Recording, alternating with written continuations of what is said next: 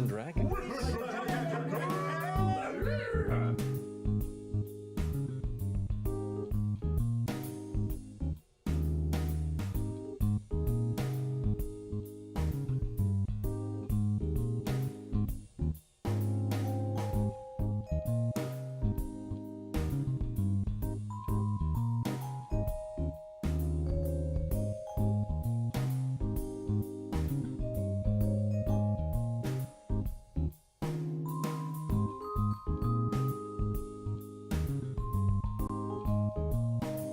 Incredible!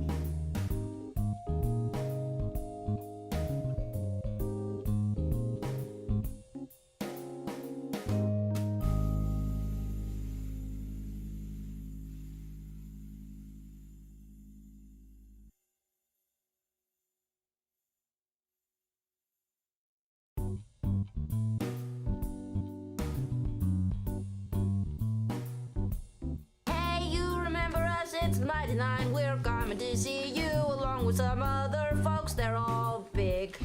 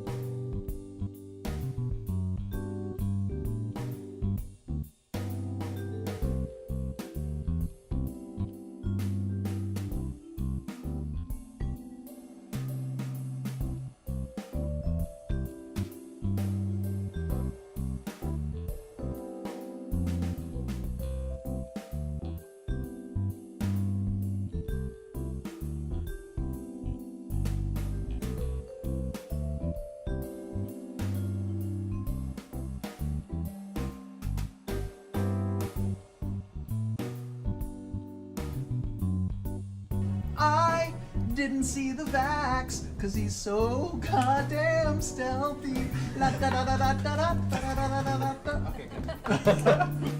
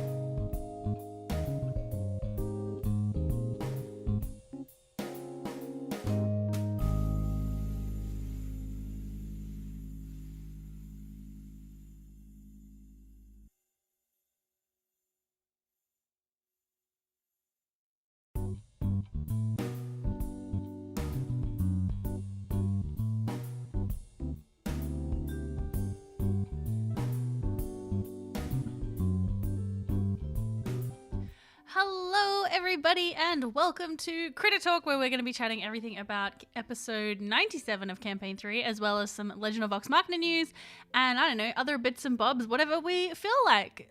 Welcome. Hello, hello. It is good to be here. Also, this is for you, Jose. What's that, Galir? A guy on the street kicked me in the nuts as hard as he could. That's great. Thanks for that contribution. Hello, hello, hello. Let me scroll up and say hi to everybody in the chat. Scrolling up. What's happening? Tough Cat, thank you so much for the sub for 16 months. Kadel, Tari, hello. Welcome, Stewie. Charmander, hello to you. Pocketchna, welcome. Witch Child, hello. Silent Chariot, Hail Gaming. Sinclair Bushel, hello. So much lore. I know, I'm so excited to get into the lore. It feels like back to the good old days. So much lore to talk about. Cassius, hello. Gremlin. Shelly, thank you so much for the 16th month sub as well, kicking us off for a hype train. Wish Child, thank you so much for the bits. Jose, thank you for gifting 2 subs. Crazy Cat Mama, hello to you. Rel, welcome. Have I missed anybody? Brando, Abalabex Bandra, hello. Balboa Blade, the Magnificent. Methoxy, Torbin, hello. And over on YouTube, TVO, Emma, Kimberly, Thomas, Trenda, Randerson, Aid, the Brain of Jen, hello, and welcome to anybody who is also lurking today. Sherwood, thank you so much for the Prime sub. Speaking of subs, we do have a sub giveaway over on Twitch. When we hit 100 new subs, we will be giving away a Critical Role shop voucher. But yes, I'm excited to get into this. I feel like there's been a lot of really fun stuff lately to talk about, especially with the return to Aeor. I recently did a new video diving into the lore and history of Aeor. If you haven't checked it out, I really enjoyed it because Aeor is my favorite location in Critical Role. It's just such a fun, neat place to be. I think it's cool. Fruit Punch Ninja, thank you so much for the follow as well. Now, I am aware apparently there is actually a Critical Role stream today happening quite soon. It's a Daggerheart video, a Daggerheart stream. My bad, I totally muffed that up, so yeah. I don't know, if you're not interested in hearing about the Daggerheart patch notes, please stick around. Otherwise, I may just be talking to myself. But yeah, we'll see how we go. If we get a huge drop off, if everybody leaves me, then I will end the stream early, I guess. But yeah, it was a great video. Nice job. Thank you. I really enjoyed it. How expensive is that new option to go ad free across all of Twitch? Oh, Turbo or something? I don't know. I'm not sure actually. I'd rather just watch them play on Thursday. Yeah, cool. I'm hoping that some people will stick around. But that was really bad timing on my part. I've been a little bit out of touch with the programming schedule just because it's been a bit all over the place and I haven't really been keeping up with it. So I was just like, I'll just stream it this time. And the daylight savings changes have also completely muffed up. I don't know when it is and what time it is in Pacific anymore. I used to really know, if it's 9 a.m. here, it's, 5 p.m. there. But now I don't know anymore. Yeah. Haven't been paying that much attention to Daggerheart. I really enjoyed playing through one of the I think the first edition, maybe it was the next one or something. But I haven't caught up with the most recent changes because I realized that I just don't have time to keep rereading the rule set every time it changes. So I'm just going to wait until it comes out, I think. Can watch the replay on Beacon. Yes, I haven't been paying that much attention. Oh, sorry, I already read that one. How do you feel about the new official art of Aeor that was released today? I haven't seen it, Balboa Blade. Where was that released? Just do a live stream of their live stream. I'm pretty sure that would get me into some trouble, Reverse Unicorn. How much would you recommend the Daggerheart videos? I'm reluctant because I love Critical Role. Well, it just depends if you're interested in a new game or not. Then, it's really up to you. Oh, it was in Danny's recap? Oh, I haven't been keeping up with those. Where are those? On Twitter. Okay, well, maybe we can have a little look at that together. I'm asking them about Daggerheart Drop. What's Daggerheart Drop? I don't know what that is. Very space age looking. Yeah, because we don't have very much art of Aeor at all. There's one or two pieces in Explorer's Guide to Wildemount. And then, of course, there is some art that they've included in the art reel and stuff, but obviously those are not necessarily canon. Yeah, so I'm curious. I think the new art reel is considered canon because that's art that they're paying for. But yeah. All right, new video on Twitter. Okay, we'll have a look at it. Balinar, hello, welcome to you. The recaps are also on their site. Oh, okay, good to know. Yeah, I haven't really been watching them. They've been just putting out so much new content lately, and I am not able to keep up. I'm really struggling to keep up a little bit, just with life being generally a little crazy at the moment, but I really want to try and get back on top. I'm about halfway through the latest Four-Sided Dive as well, which before we get into everything, I want to talk a little bit about Four-Sided Dive because I loved the format of the most recent one. I haven't finished all of it yet, but I really enjoyed it. It felt like they've hit their stride. They've worked out how many little fun bits to put in, and they've let them just chat a lot more before moving on to a new bit. Robbie was an excellent host. I think he would make a great permanent host because he knows enough about the world to ask interesting questions, but he also doesn't know everything, so it leads to interesting questions that, they can answer and clarify and things like that. I think he was great. I think he was really, really good. And I love that we get Danny is back. Danny Cam is back, which is so exciting to me. I really have enjoyed Danny's interjections, and it always bothered me that they were kind of she sort of had to walk on, not mic'd up, and it was all a bit, I don't know, it was quite casual and last minute, I guess, but this feels more oh no, we know we're going to throw to Cammy, we know we're going to throw to Danny a couple of times, so let's actually set up a proper cam. And I really enjoyed the new little intro with the newscaster stuff. I don't know if that's going to stick around, but I enjoyed it. I thought it was really fun. I thought it was a much better opening than some of the previous openings. He ain't scared to ask the hard questions. Yes, I loved that he called out Marisha a little bit, saying that Lordna was actually more in control than Delilah. Not necessarily calling out Marisha to be ooh, you're doing it wrong, but just to be I don't know, I think Lordna was the one making the decisions there, because that's exactly how I felt as well watching that scene. I thought it was a fantastic role-playing choice, and I love it, but I definitely was oh, I'm so angry at you, Lordna, because I feel you have chosen to do this. I thought he did a brilliant job of that. I think they're definitely settling in. Yes, I agree. Haven't been keeping up. So I've missed a few episodes, Kato. This is the first one I've watched in a while. And I think it's good that they have decided to split the gameplay element. I believe they've split it into another video, More-Sided Dive, which I think is smart, because not everybody wants to watch that. It means that they don't get this big drop-off halfway through when everyone's eh. So that would be cool. Danny chose to include us in her proposal. Oh, yes, that was lovely. I was very happy to see that for her. Watching Matt destroy the tower was funny. Yes. Still a little bit behind. Be back to watch this later. No worries, Bunky. We'll see you later. I hope Candela keeps on going on YouTube. Yeah, Candela is one I also have not caught up with. I am very far behind. I do want to check out the live show because I heard it was really good, and I want to watch that. But I'm not sure if I'm going to keep watching the series, to be honest. Did you see the new Legend of Vox Machina intro for season 3? I did. I think we might watch it together as well, just because it's really cool and I want to watch it again. I just watched it very quickly on my phone, and I'm sure that there's lots of little details and stuff that we can kind of check out. And because my campaign 1 knowledge is a bit patchy, I'm sure you'll all be able to tell me about some references that I've missed. I think the Lord and Marisha Delilah division is very important because it's a very nth dimensional relationship. Yeah, absolutely. The live Candela was amazing. Already watched it about 4 times. Really, Tarry? Oh my gosh. Okay, I'll definitely have to check it out.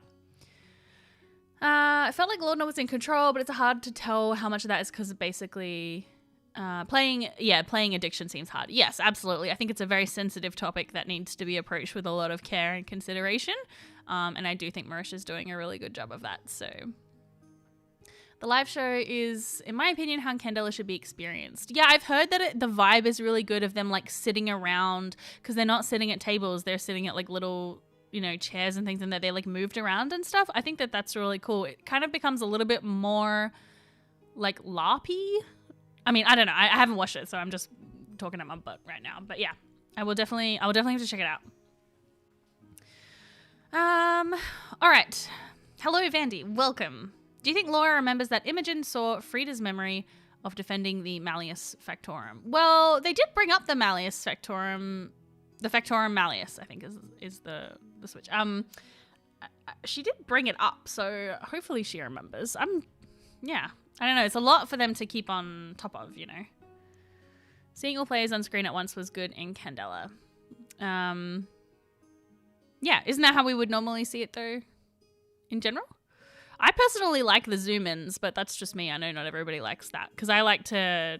I'm not one to necessarily rewind bits and watch it again to get everyone's reaction unless it's like super duper juicy. I quite enjoy the like editing between. That's why I really want to go back and watch Abridged because I haven't watched any of those yet, and I've seen that they do that and that they have like new art and stuff. So I definitely want to check that out on the one screen rather than two screens. Oh, I see what you're saying. Yes, got it.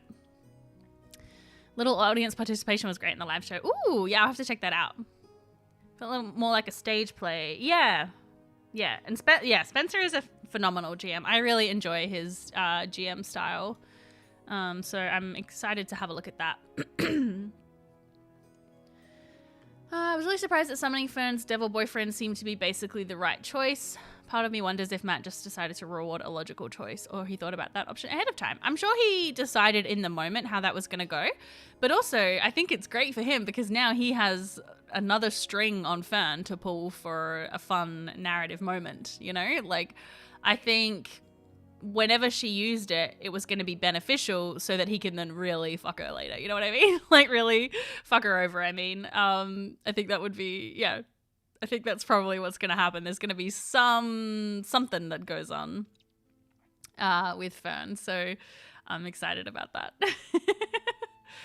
Happy to see a Warlock after Ford because Lordnet is definitely dealing with it with more difficulty and perhaps more realistically in a way that many campaigns don't.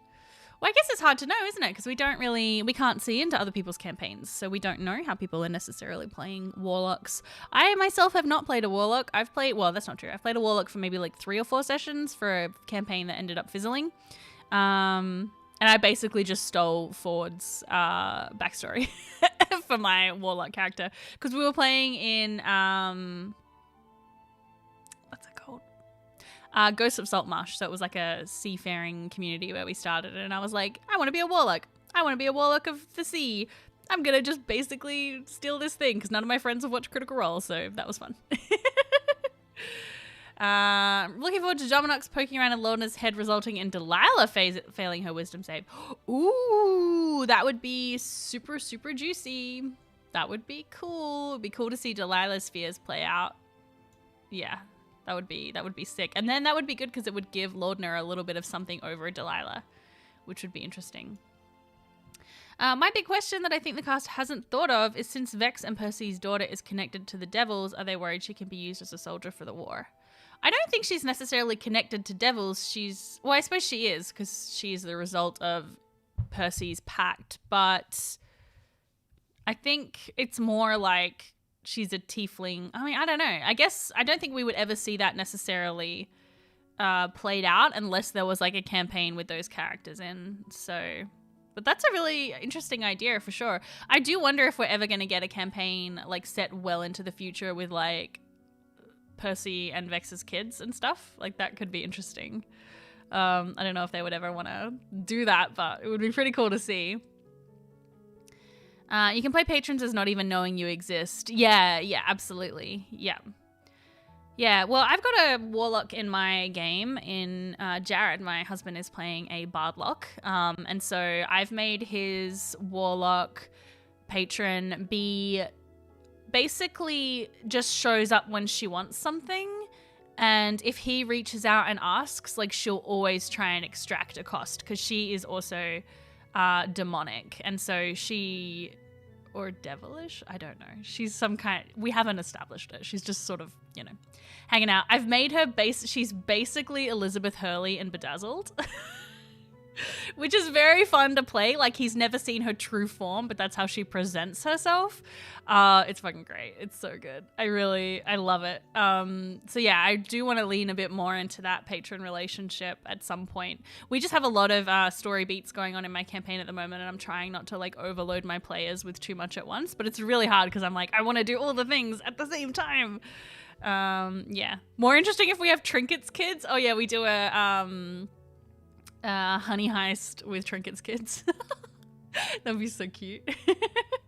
Bedazzled, that's a deep cut of a movie. Bedazzled is such a good movie. Oh my god, it's so good. I mean, maybe it hasn't held up because I haven't watched it in a while, but I've very much enjoyed it in the past if you haven't seen it. Yes. Many gay feelings in that movie for me. Oh, gosh. I can't remember the terms of the pact. Yeah, I don't really remember either. Yeah, a kid one shot could be fun. Yeah, imagine if like Percy and Vex's kids managed to meet up with Luke, Veth's kid, you know. If she's trying to be tricky, that means she's a devil, yes. I mean, I don't know, I guess we'll see. We'll work it out. But it will be very interesting to see what Matt does with this, yeah, devil pact with Fern. I think it's so fun. I love it. I love anytime they've got strings on the character to just tug at, you know? It's good. It's good. All right. I want to have a look at my notes because I have a few questions that I want to bring up to talk about, just that I sort of wrote down as I was watching episode 97. Man, the last few episodes have been so good. I've really, really enjoyed them. Yeah.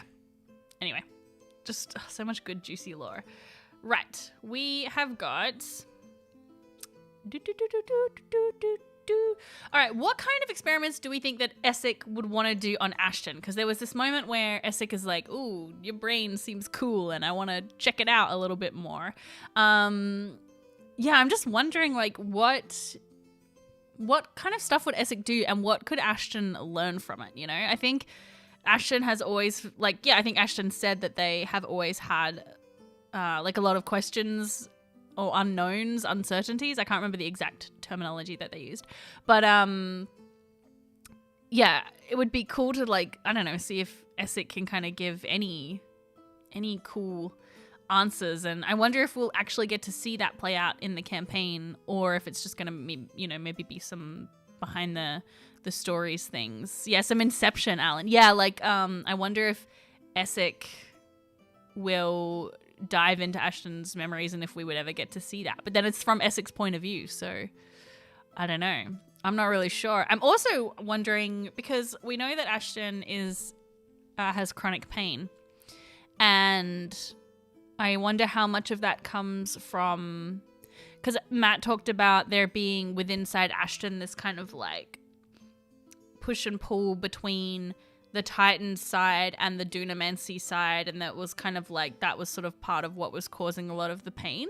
And so I wonder if Essek would be able to help with that at all, like maybe help diminish that chronic pain in some way. But then I also wonder, would Ashton actually want help with that? I don't know, like sometimes, like, yeah, I don't know, maybe Ashton wouldn't want to take any help with that. And then also, on the other hand, would Taliesin want to explore that as a story beat? Because I think, you know, there would absolutely be something to say, to see Ashton, you know, kind of have either like a reduction in that pain or a cure for it.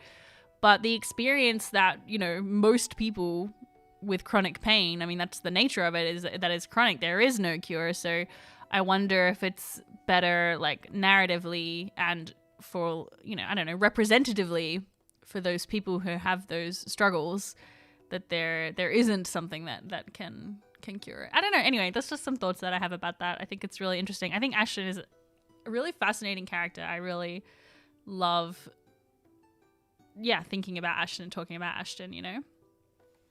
I would love to see Ashton interact with a beacon. I know. That would be, like, what would happen? That would be really strange. I wonder if Essek could teach Ashton to tap into some of that Dunamancy as well, you know? I don't know. It would be cool. If maybe, you know, Ashton can create their own, like, moat of possibility or something. Like, that would be wild. Hey, Aussie Gamer, how you going? Welcome in. Ashton multiclassing as an Echo Knight fighter. Ooh, I could see that. That would be pretty cool. That would be very, very cool. I wonder if Essek learned more about the consecution process, like he mentioned. Yes. Yeah, I would love to know more about that. And I'm wondering if we're going to get any kind of, I don't know, knowledge more about the beacons, about consecution, because my theory is, I talked about this in my video and I've talked about it on stream, so apologies for repeating myself, but my theory is that the way the Aeorians made Aeormatons was they found a beacon that was full of souls that had been consecuted but then had never gone out to bodies.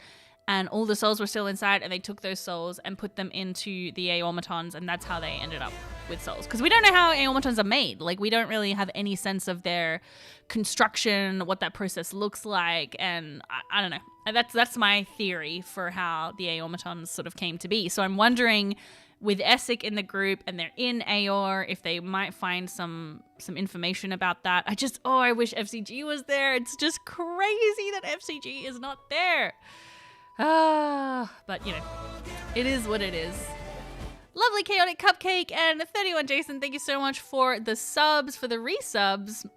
0.833 years. That's a lot of months, thank you. And 18 months for Lovely Chaotic Cupcake, thank you as well. Imagine if FCG's soul got consecuted by Ashton. What? That's crazy. Got consecuted by Ashton's head, is just hanging out in there.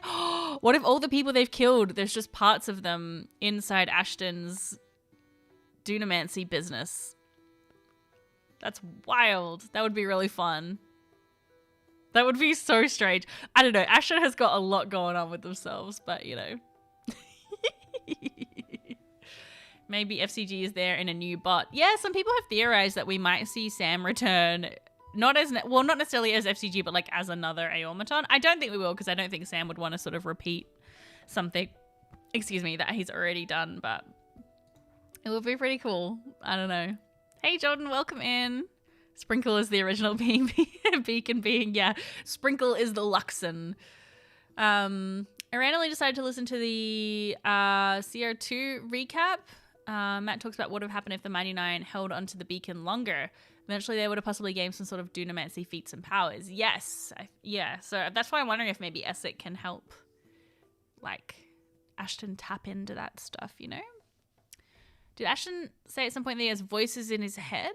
I don't remember that, Naomi. I do remember Imogen seeing multiple pathways for Ashton, like seeing different forms of Ashton, different, like, branching pathways that Ashton could have taken. So maybe that's what that is. Yeah, I don't know. Heathen of Odin, thank you so much for the sub. Sam has got to return in the live show though, right? Yeah, so this is something else that is on my list of like questions. Do we think Sam is coming back with a new character in the live show? Personally, I think yes, because from a production standpoint, I mean, that is gold. Like, why would you not do that? Unless there's a really compelling reason not to bring in a new character at this point. Like, unless Sam's just said, I'm not going to bring in a new one. You gotta do it at the live show. Like, imagine the audience reaction. Imagine the views that VOD is gonna get. Like, yeah, it just totally makes sense. Sam has been listed to appear in the live show, so at minimum he's there. Right? Exactly. You know, I think it would make a lot of sense. I mean, Sam might be there in terms of like maybe he's hosting or, you know, maybe he's not playing a character, but I don't know. I think he's gotta be bringing in a new character. So in that case, okay, so let's say that it is happening, that he is bringing a new character. What character is he going to bring? What do we think?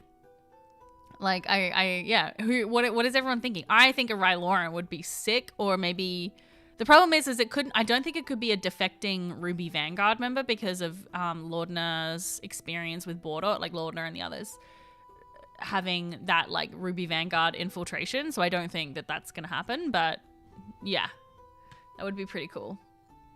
Option delete, hello, welcome. A paladin? Yeah, I know a lot of people would like to see a full paladin in a campaign because we haven't had that yet. Like, we've had paladin multi-classes, but not like a full paladin. Someone said, yeah, Balboa Blade said, I hope it's at least wholly original. I agree. Like, there's a lot of speculation about, you know, Sam playing previous characters or playing NPCs or, you know, that kind of thing. I really would like to just see someone brand new because I think that's more exciting and interesting to me. And we have a lot of ties to previous campaigns already, and so I think it would be cool to have someone come in with a fresh perspective. I do hope that maybe it's somebody who like likes the gods because we don't have that. Even, you know, Dorian after his experiences is like, fuck the gods. So it would be cool to have someone who maybe can lead the group in that way, but it also feels like the group has finally just come to grips with they're stopping this thing. It doesn't matter whether they like the gods or not. Like, yeah.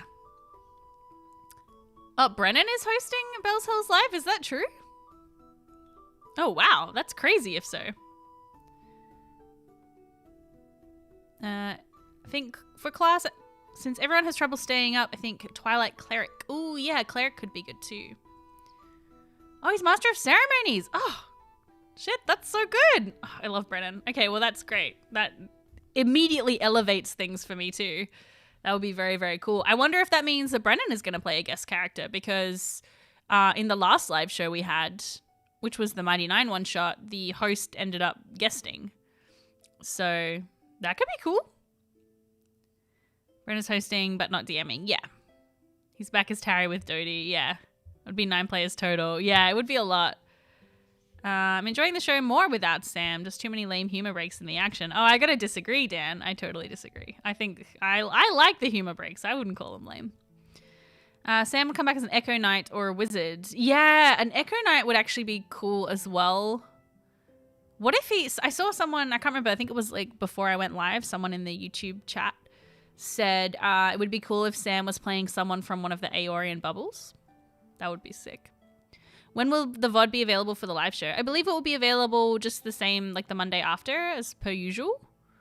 But I think it's available immediately on Beacon. But I'm not sure. Check the programming schedule because it will be there. But I'm pretty sure it will just sort of be the same release as usual. Sorry, I say Monday. It's Monday for me, but it's Tuesday for the Northern Hemisphere. Cannot see Sam being a paladin at all. Paladin doesn't really jive with the way Sam likes to play. Yeah, I guess. Well, I mean, there's so many ways to be different classes, though. Maybe, I'm sure he could put his own spin on it. A relative of Bolo. Yeah, people were annoyed at me that I didn't mention Bolo in my Aeor video, but that's because, like, I think that's such a fun thing for EXU Calamity, and it didn't necessarily feel, like, relevant to include it. It's just, like, a fun thing. But yeah, so I'm sorry to everybody who was hoping I would talk about Bolo in my Aeor video. I probably should have, but... You know, I was trying to keep it to like a reasonable length and not too long. And so I sort of just only tried to do things that I thought were super relevant to people who are watching Campaign 3 now. So, but yeah, the problem with playing someone from one of the bubbles is that Sam would then have to know like a lot of information about Aeor, which might be a bit tricky. I mean, he can always defer to Matt to be like, do I know about this? But, yeah, that like might be hard, but it also, I don't know, it could be really, really cool.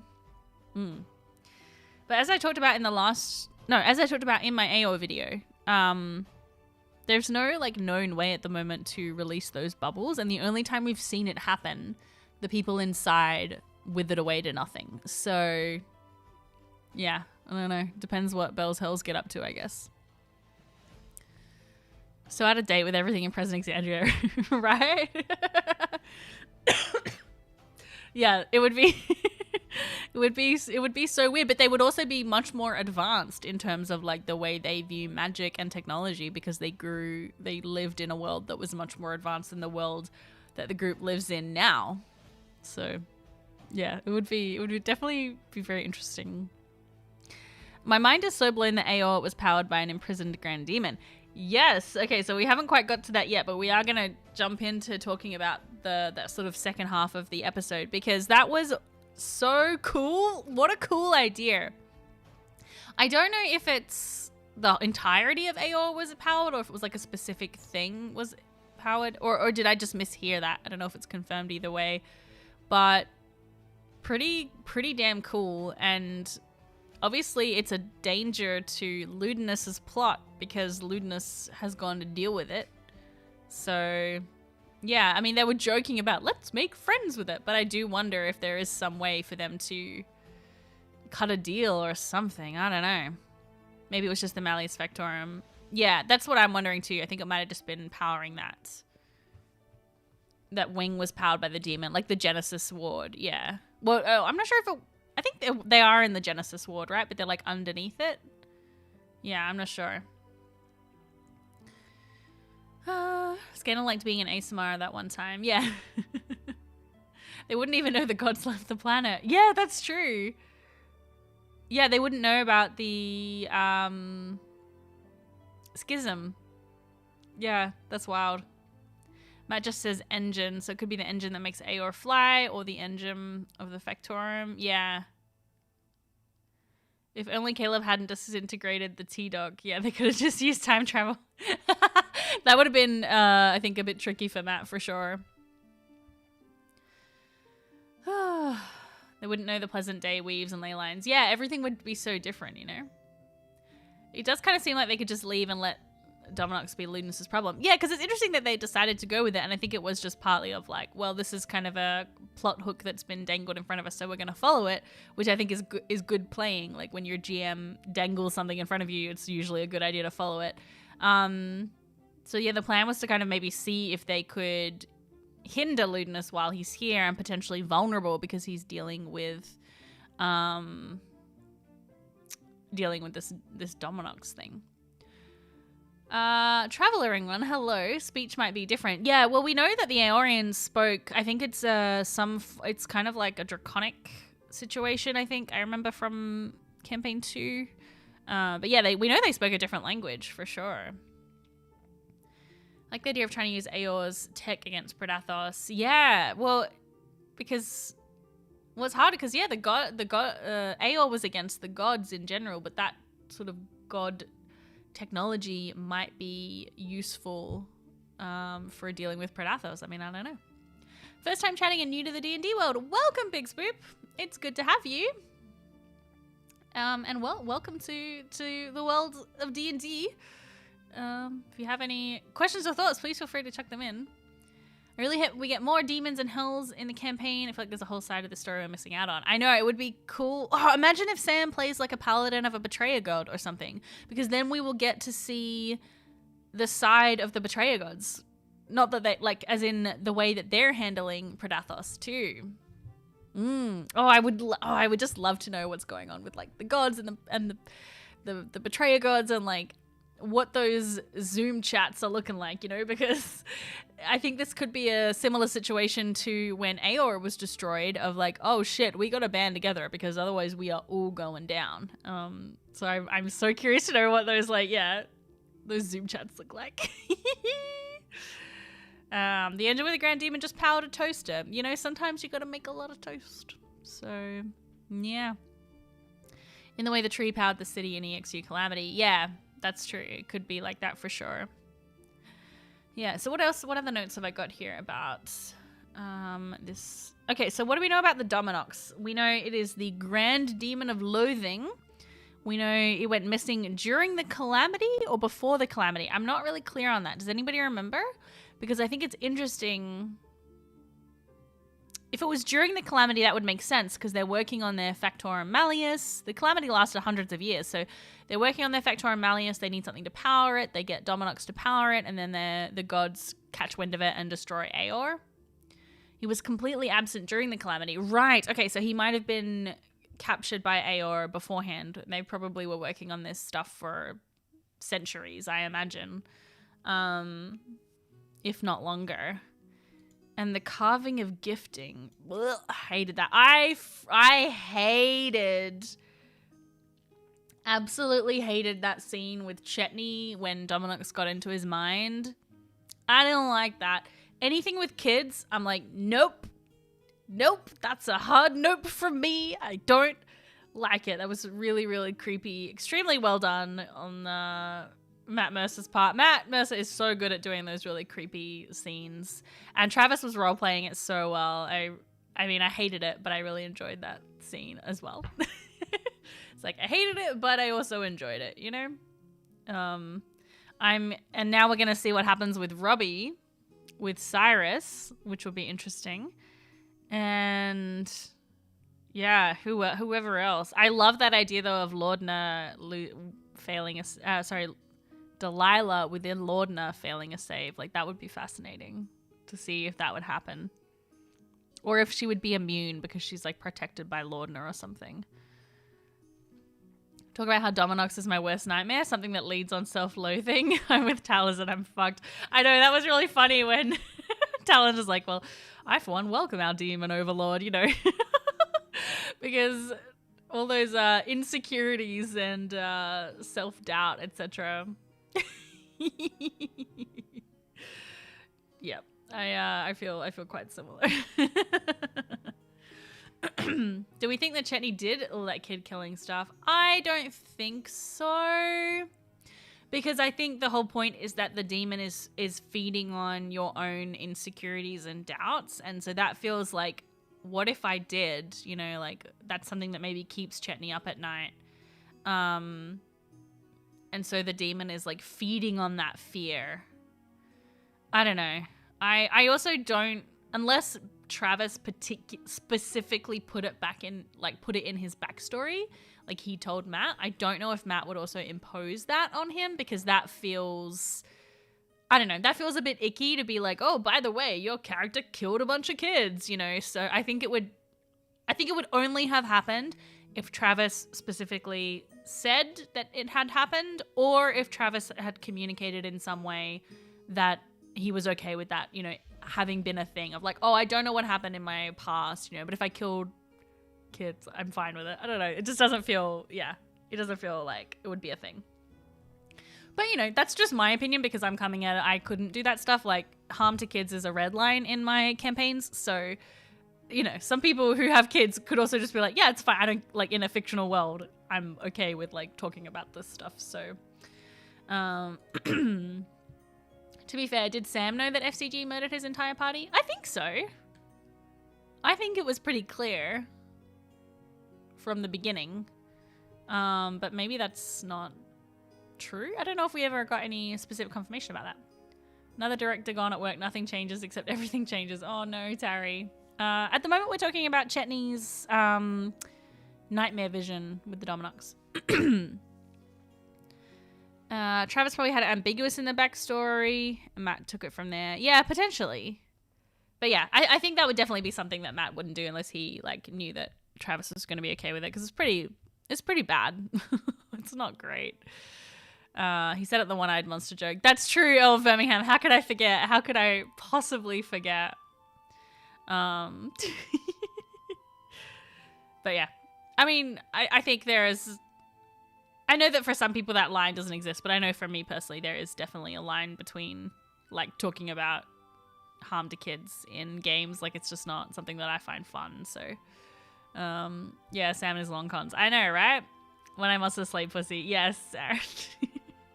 How could I forget? Oh my god, what a moment. What a time to be alive, you know?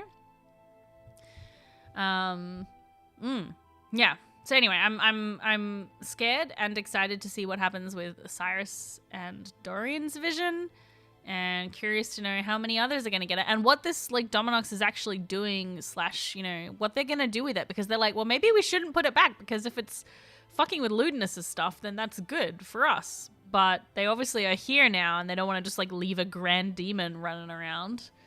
Yeah, I don't know. We'll see. I guess we'll see in the live show.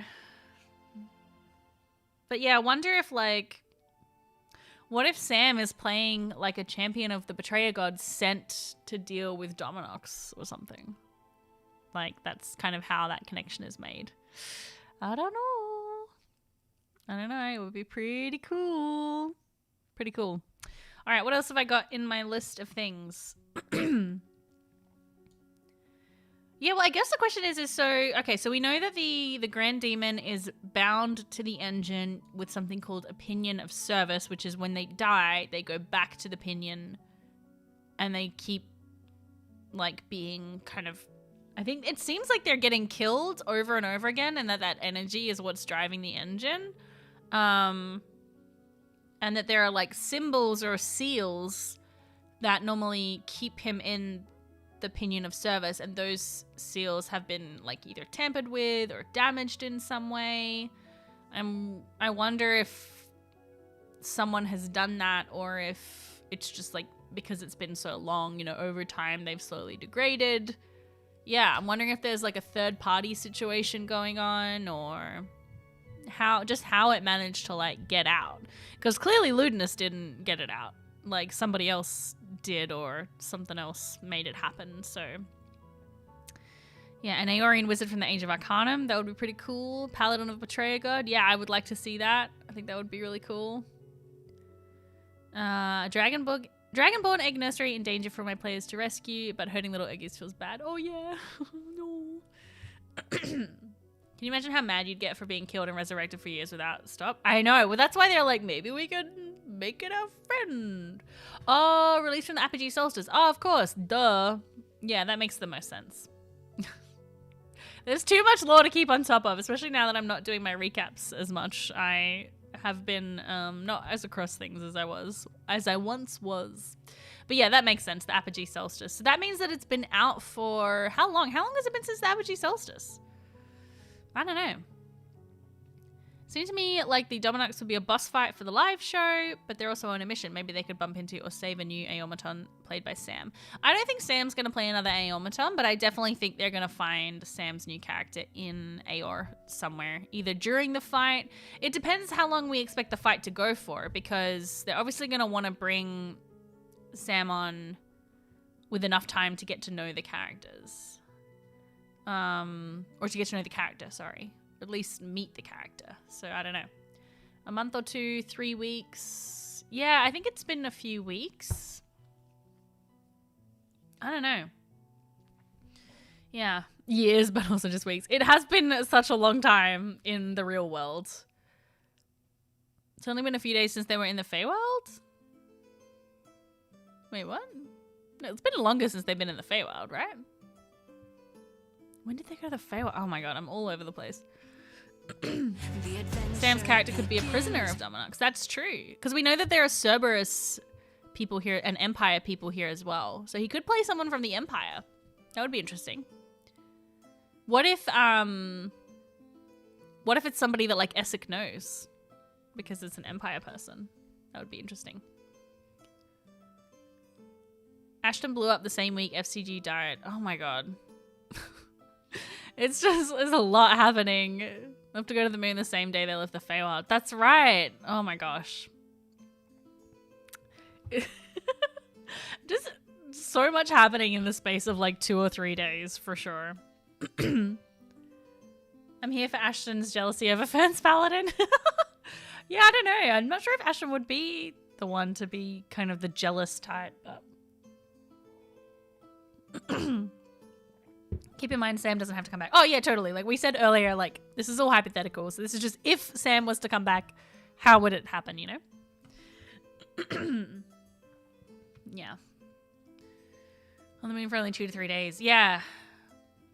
They still haven't had a long rest yet. They haven't had a long rest in a while. They've taken 2 short rests since their last long rest, which is... They normally, I think, don't do that. Like, I think they normally do tend to get a long rest every short rest or so. But I think it depends on what they're doing, so... if Sam wanted to be a total troll, then he could be Whitestone Andy or Stable Boy Sam. JD Drummer, hello. Welcome. Oh, Levi, thank you so much for the follow as well 2 minutes ago. Sorry, my follow alerts I don't think are going off. Either that or I just completely missed it. But thank you. Sam is playing a talking dog. Man, what a time that was in the fandom when we all thought Border was a polymorph dog. Honestly, I'm still sad that that's not what happened. I'm still sad that we didn't get a Labrador Border. Digging the short rest, I wish I could convince my party to do it more often. Yeah, it's hard because I think nobody really plays D&D combat encounters the way it's supposed to be played right now for balance, which is you're supposed to run like 5 to 6 encounters before a rest. 5 to 6 encounters per day. And I think most games that I have at least been in, it's like 1 to 2, maybe 3 encounters. Like depending what you're doing.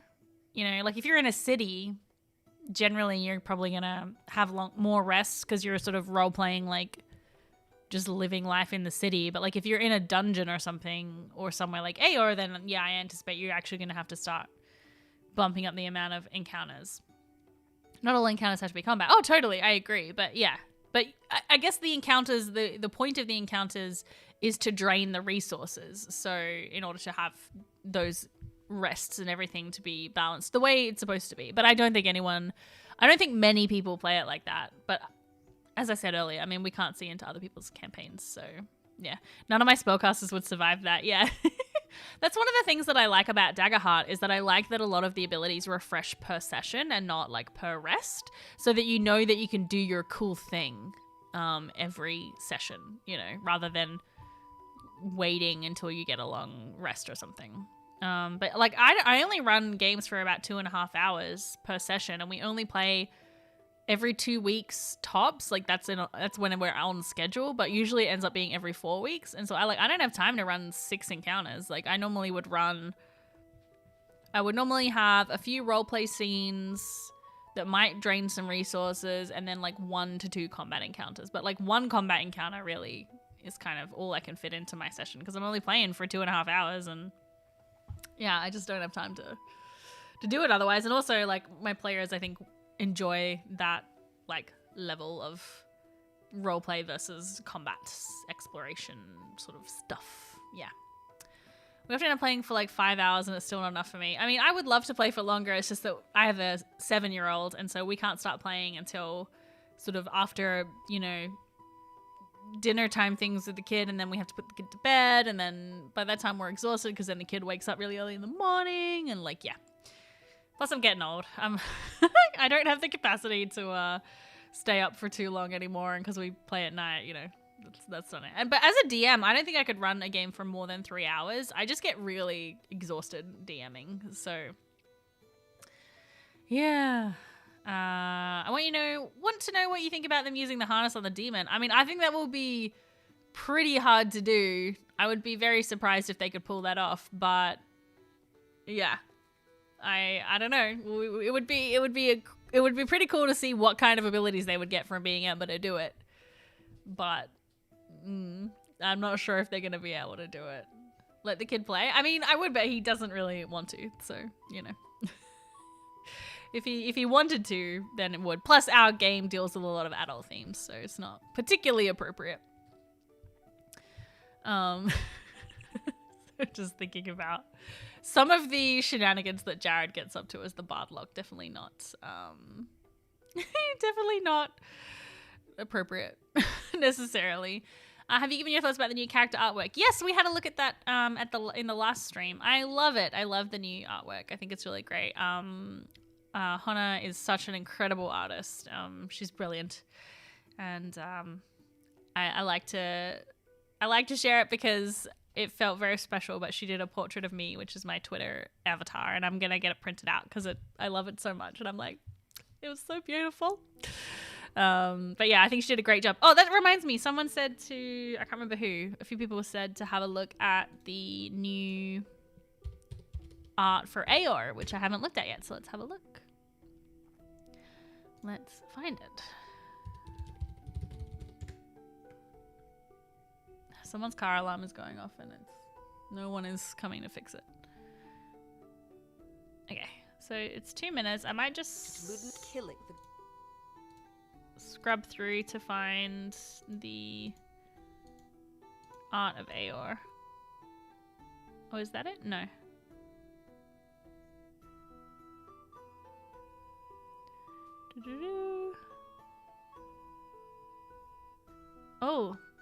Oh wow. Okay, and I think I can full screen this. That looks really cool. It definitely looks way more like space agey than I thought. Like, I knew it was kind of space agey, but Avalier still looked kind of like fantasy-ish, you know? Let me make it a little bit bigger for you guys. Yeah. That looks really cool. Oh, I would love to see a little bit more, like, inside, what the inside look like. Yeah.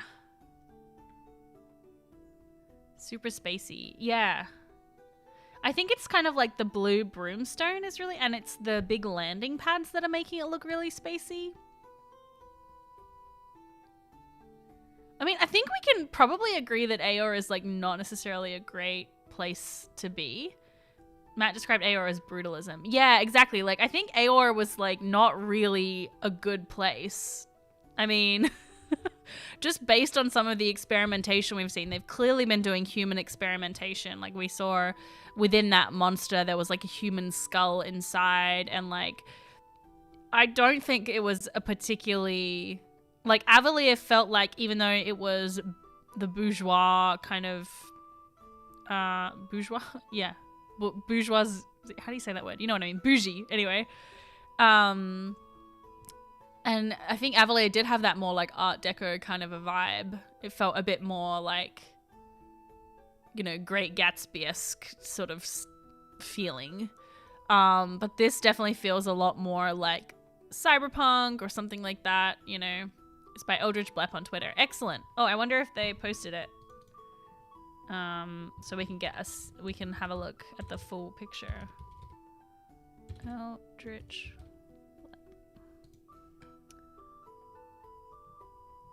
Yeah, here we go. Here's the full picture. That's better. Oh, hold on, now I gotta move my browser over here. Sorry, hold on.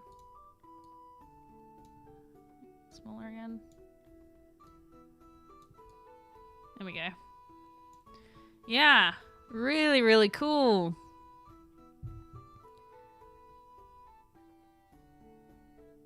Those like spaceships are so interesting. I really want to know more about those. Like, or I mean, I guess they're not spaceships because they're not going to space, but like they look, and it has some pictures from like the early productions and stuff like that. Yeah, so that's my current other hyperfixation right now is Hadestown, and just musical theater in general. Love it when you hit a new hyperfixation, you know? My mum said to bet 1k on purple. If I lose, blame her. Okay, K-Dale's mum, it's going to be your fault. Wow, on YouTube, 69% of you voting for green. Nice. How's it going on? Twitch is always almost 50-50. I'm choosing a side that is known to lose for potentially more gains. Why isn't your bet showing up? I don't know. Like, as in it's not showing up on your channel points? Okay, I think it's done. I think that's it. All right. Over on YouTube, most people thought green. 57% voted green. 42% voted purple. Let's see. Let's do it. I don't have my thinking music. I've got to... So just imagine some tense music right now. All right, which one should I start with? Put green or purple emote in the chat, and that is the die I will roll first. Green. Okay. Now, these are both really bad rollers, so I just want everyone who's new to keep your expectations low, because both of these dice normally cannot roll over a 10. So let's go. Well, as I predicted, maybe I jinxed it, but honestly, 10 is pretty good for these two. All right, hold on, I'll put it here so we can see. So, let's try purple. High roll, let's go. Rigged? I'm not rigging it. I'm rolling it. Look at this. Look at this roll in action. Nat 20 purple, I'm feeling it. You reckon?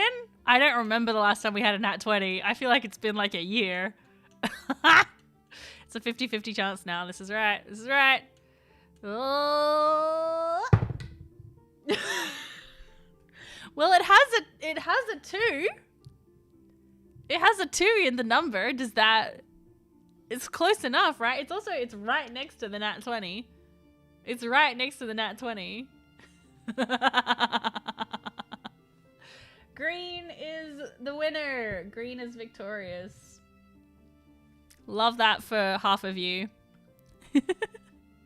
Multiply the 2 dice together, you get 20. I mean, that's true. That's true. All right, we're going to manage a prediction. Choose the outcome. Green was higher. Let's see. Who got absolutely destroyed? They are really bad rollers. They are very bad. It's just the way that it is. See details. Oh, Torben with 12.7k on purple. I'm so sorry, Torben. I'm so sorry. And for those of you who won lots of...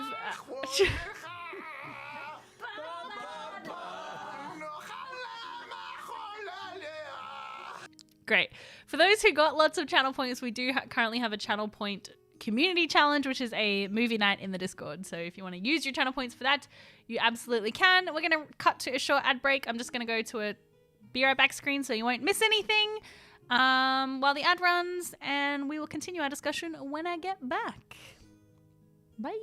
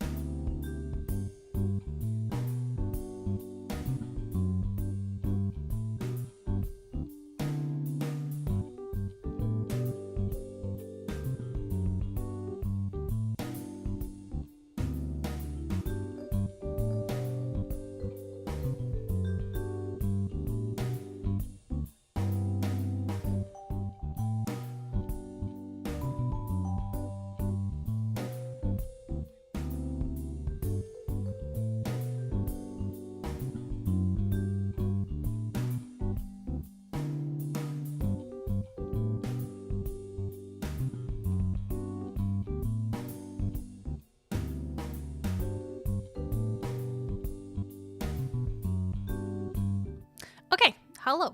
We are back. Now that we are back, something we haven't really had a chance to talk about / look at is the Legend of Vox Machina new opening trailer thingy-mabobber that was released. So I thought maybe we could have a watch of it together and, I don't know, talk about it. See any cool details you guys can share with me, because my campaign 1 knowledge is a little bit sketchy. And so I'm sure I've missed some things, and I'm not sure. I'm like, I think I know who that character is, but like, I'm not totally sure. The title sequence. Thank you. I couldn't think of the words. I'm just like, the beginning intro thingamabobber, you know that thing? All right, so let's have a look at it together. I will pop over here. Yes. Oh, but now it's all... Hold on. There we go. I've only watched it once, and I only watched it on my phone, so... Most ones I caught were Thordek and the Whispered One. Yes. Yeah, I kind of remember seeing that at the end. All right, I'll turn this up, make sure this is up here. I don't think it has any dialogue, right? Yeah, so it's just music. Okay. Are we ready?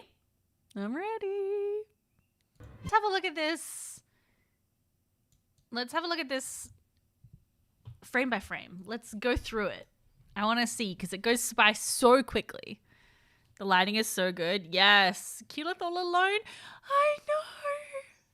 Really need to decide what costume I'm doing for PAX. I wish this was coming out before. There might be something from it I want to do. They might bring out some more things before then. No sign of Tarry. I wonder if that's because Tarry's going to be like a surprise and they don't want to spoil it in the what is it called again? The opening sequence. Yeah. I think that's probably what's going on there. Marigold, you either have to sit down. Yes, can get some. Oh no. Oh, I wanted to show you the cat, but I think I might dox myself if I do. Because she's right on my desk where all my like documents and stuff are, and I can't tell what I've got over there. I was going to show you the kitty. Sorry. Okay, let's have a look. Let's go through this kind of bit by bit. So, okay. And then that's obviously Ripley, right? So he's burned his plans, but Ripley's like, nah, I'm going to use them. I'm really actually interested to see the Ripley comic when it comes out. I still haven't picked up the Bow one yet. I need to get that. Or the Caduceus one, because those are out now, I think. Oh, Ortholex's eyes. Oh, of course. I didn't think about that. That's neat. That's really neat. Okay. Anything in here? I don't know where this is necessarily, but I know everyone is. Am I I don't is this I can't remember what oh my god, use your words, Luna. Use your brain. I can't remember what Kaylee's design is. Is that Kaylee? It is Kaylee. Okay, I couldn't remember what her design was like in the second season. I've got to go back and rewatch it because I've only watched it for a bit. Is this one of the dragons like flying over while they are in their little bubble? The hand reaching out says Bard's Lament to me, but the room being empty is weird. Yeah.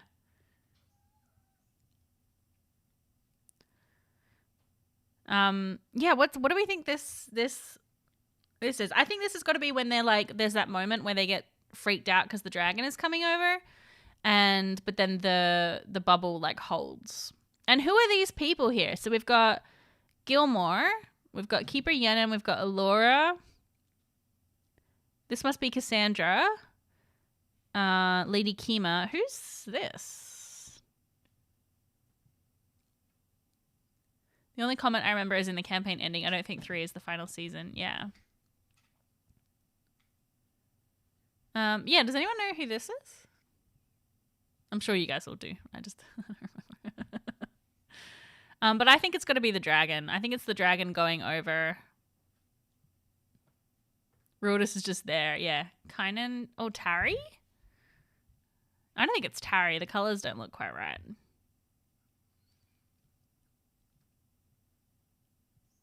Yeah. Okay, so we've got Cassandra, we've got Lady Kima, Trinket's here, Keeper Yenin, Laura, Gilmore. So, oh, hold on. Ah, no! Oh, sorry. It's my Stardew Valley music. Where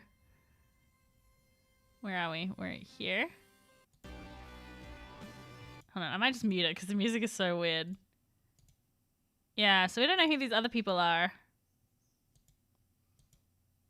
I'm really looking forward to it. I'm not sure if I'm going to do any reaction videos this time around just because they're really intensive to do and to film. And so I don't know if we're going to do them this time. And unfortunately, Twitch has taken away the Amazon Prime watch parties, which we were doing when we were sort of all getting together to watch them. So yeah, it's a little unfortunate that. I don't know if we're going to do that again, but we'll see. I don't know. We will see. I ended up getting someone else to edit them, which is fine, but yeah, it's kind of expensive, so we'll see. I would like to do them because it's really fun to do with Jared, but yeah, we'll just see how we go. QVac saying, and I walk away. Yeah, the watch parties were fun. Yeah, so Twitch doesn't have them anymore. I guess not enough people were using them, or they weren't obviously making Twitch enough money probably, but they were so fun to do. I really like doing them. I guess we could do like an informal watch party on Discord or something, which could be pretty fun, but on Beacon they'll set up a possible. They said pretty much nothing? Okay. Oh, I was like, why does it sound so weird?